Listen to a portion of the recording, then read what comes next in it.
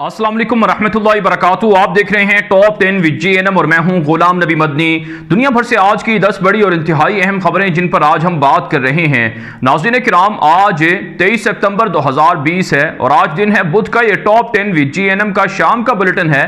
खबरों का सिलसिला शुरू कर लेते हैं। जो आज की पहली बड़ी खबर है, नाज़रीन किराम, लाइन ऑफ कंट्रोल पर भारत ने दरअंदाजी की है। पाकिस्तान की निहत्ती शहरी आबादी को, चेक पोस्टों को टारगेट किया है, जिसके नतीजे में पाकिस्तान के 2 जवान भी फौज के शहीद हुए हैं। लेकिन जवाबी कार्रवाई के अंदर भारत के 5 फौजी जख्मी हुए हैं और 3 के करीब फौजियों के मारे जाने की इतला सामने आ रही हैं। भारत अब तक के 2333 बार से ज्यादा पाकिस्तान की सरहदी हुदूद की खिलाफ वर्जी कर चुका है। लाइन ऑफ कंट्रोल पर इश्तियाल अंगेजी का हदफ और मकसद भारत का यह है कि चीन के साथ जो झगड़ा और तनाज़ा है उसका रुख पाकिस्तान की तरफ मोड़ा जाए।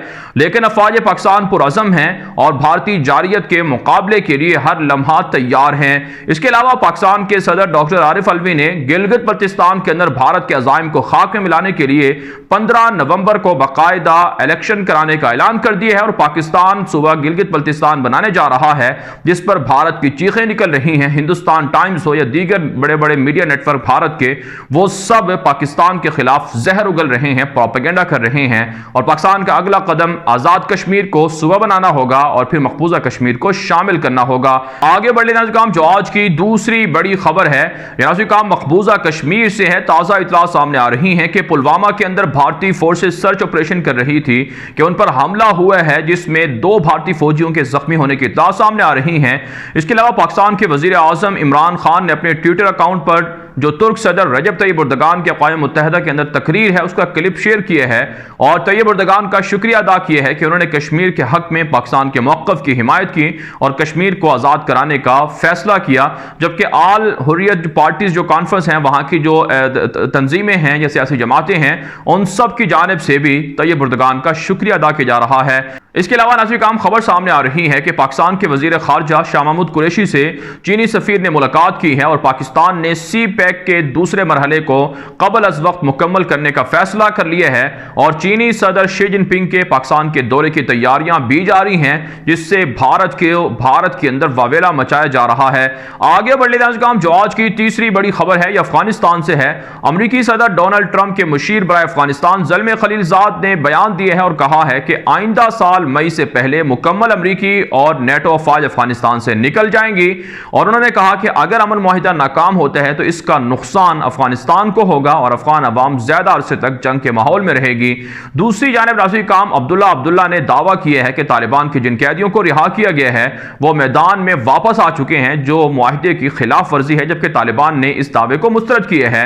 इसके अलावा नाज़रीन काम तालिबान ने मुख्तलिफ सूबों के अंदर पंशीर का इलाका है, बामियान का है और इसी तरह से कुंदूज, गौर, रुज़गान और इसी तरह से दीगर बड़े सूबों के अंदर 25 से ज़ायद सूबों के अंदर बड़ी कार्रवाइयों का दावा किया है, जिसमें 40 के करीब काबुल फौजी मारे गए हैं। यहां तक कि 20 फौजियों की लाशें पड़ी हुई हैं जिनको नहीं उठाया गया तालिबान की वेबसाइट के मुताबिक, और कई टैंक और दीगर जंगी सामान भी तालिबान ने कब्जे में लेने का दावा किया है।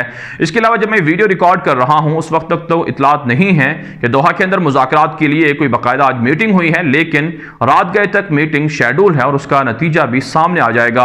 आगे बढ़ लेते हैं काम जो आज की चौथी बड़ी खबर है, यह चीन और भारत के दरमियान जंग और तनाव के हवाले से है। ताज़ा खबर सामने आ रही है कि चाइना भारत के सैटेलाइट सिस्टम को और दीगर जो इंटरनेट और सिक्योरिटी सिस्टम है उसको टारगेट कर रहा है। 2017 में भी टारगेट किया।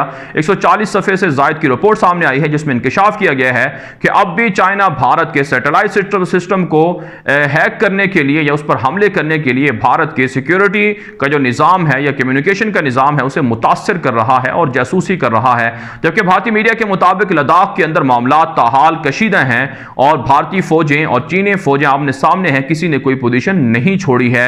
इसके अलावा नाज़रीन काम भारतीय वजीर दिफा राजनाथ सिंह और भारतीय मीडिया दावा कर रहा है कि भारत ने लेजर एंटी गाइडेड मिसाइल जो टैंक होता है उसका तजर्बा किया है और कामयाबी मिली है। भारत जंगी जुनून को बढ़ा रहा है, लेकिन भारत के पास जो असलहा ये इस तरह के तजर्बात होते हैं वो अमूमन बैरूनी दुनिया के जो साइंसदान होते हैं उनकी मदद से किए जाते हैं, लेकिन इसमें भी इस्तेमाल करने में भारतीय फौज इंतहाई नाकारा और माहिर नहीं है। यही वजह है वो मारी भी भी जाती रही है। आगे बढ़ जाएगा जो आज की पांचवी बड़ी खबर है, ये भारत से है। भारतीय वजीर आजम नरेंद्र मोदी ने श्रीलंकन वजीर आजम से राब्ता किया है वीडियो लिंक के जरिए से, और उसे फंडिंग देने की ऑफर की है कि अगर वो पाकिस्तान और चीन के मुकाबले में भारत का साथ रहे, भारत के ब्लॉक में रहे, तो उनकी मदद की जाती रहेगी। जबकि राष्ट्रीय काम इतलात ये हैं कि चाइना ने श्रीलंका की मशहूर बंदरगाह हम्बनटोटा पर कंट्रोल हासिल किया हुआ है, जो भारत के लिए बड़ा खतरा है। चीन को किसी भी सूरत श्रीलंका और भारत निकाल नहीं सकते हैं, और चीन भी पाकिस्तान और चाइना ही के ब्लॉक में शामिल है। जबकि सऊदी अरब ने भारत के अंदर कोरोना वायरस फैलने की वजह से कहा जाता है फ्लाइटों पर पाबंदी लगा दी है। कोई भी एयरलाइन अब ना सऊदी अरब भारत से जाएगी और ना वहां से आएगी।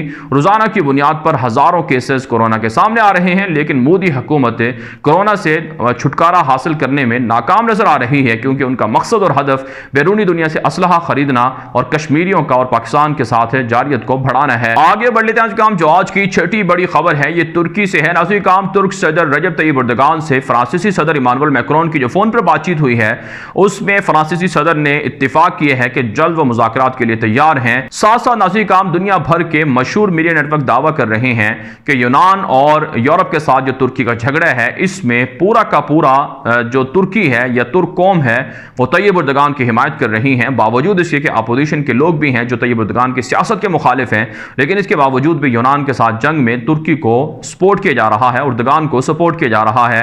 जबकि नाज़रीन काम तैयब एर्दोगान ने वाज़ेह कर दिया है कि वो यूरोप के सामने न झुकेंगे और अपना जो मिशन है ड्रिलिंग का, पेट्रोल और गैस के ज़खायर तलाश करने का, उसे जारी रखेंगे। इसके अलावा नाज़रीन काम बरतानिया की मशहूर वेबसाइट मिडिल ईस्ट आई ने दावा किया है कि अफ्रीकी ममालिक के अंदर तुर्की एक बहुत बड़े खिलाड़ी के तौर पर उभर कर सामने आ रहा है, और दुश्मनों को, इस्तेमारी जो अलाकार हैं या साजिश करने वाले लोग हैं, उनको शिकस्त दी जा रही है, जिससे तुर्की की अहमियत वाज़ेह होती है कि वह दुनिया भर के अंदर खिलाफत उस्मानिया के ज़माने की चीज़ों को वापस लेने के लिए कोशा है। साथ साथ लीबिया और शाम और इसी तरह से शुमाली इराक के अंदर खुद बागियों के खिलाफ ऑपरेशन भी जारी है। आगे बढ़े जाएगा जो आज की सातवीं बड़ी खबर है, ये इसराइल से है। ताज़ा खबर सामने आ रही है कि इसराइल के अंदर कोरोना वायरस इस कदर तेजी से फैल रहा है कि रोजाना की बुनियाद पर 10,000 से जायद केसेस रिपोर्ट हो रहे हैं, और यहूदी परेशान हैं, नेतन्याहू के खिलाफ मुजाहिरे कर रहे हैं। उनकी जो मजहबी त्यौहार होते हैं वो उनमें नहीं जा सकते हैं, पाबंदियां और लॉकडाउन है।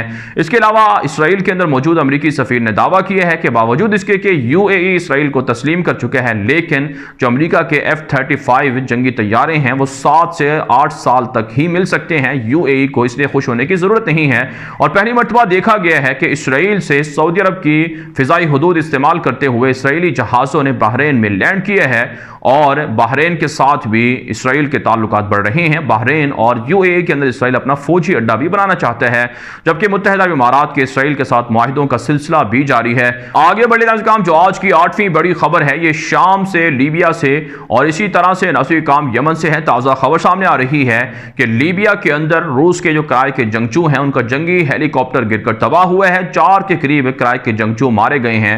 मुसलसल रूस लीबिया के अंदर बदअमनी को फैला रहा है, और वहां किराए के जंगजुओं के जरिए से बागियों की मदद की जा रही है। शाम के अंदर भी जो रूसी जंगी साजो सामान है या वहां पर हमले हैं, उनमें इजाफा हुआ है, जिससे शाम के अंदर और मशरिक वस्ता के अमन को नुकसान हो रहा है। इसके अलावा नाज़रीन काम यमन से खबर सामने आ रही है कि वहां हूसियों के हमले जारी हैं, और सऊदी अरब के खिलाफ भी हमलों में काफी नुकसान करने का हूसियों ने दावा भी किया है। साथ साथ खबर यह भी है कि मुत्तहिदा इमारात यमन की तकसीम के लिए वहां पर फौजी अड्डे बना रहा है जनूबी यमन के अंदर, और सऊदी अरब की मुखालफत कर रहा है। हालांकि इत्तिहादी हैं, लेकिन इसराइलियों को लाने की भी कोशिश की जा रही है, जिसके खिलाफ वहां के हुकूमती सतह पर एहतजाज यूएई के साथ किया जा रहा है, जिस पर वहां हुकूमती सतह पर यूएई के साथ एहतजाज भी किया जा रहा है।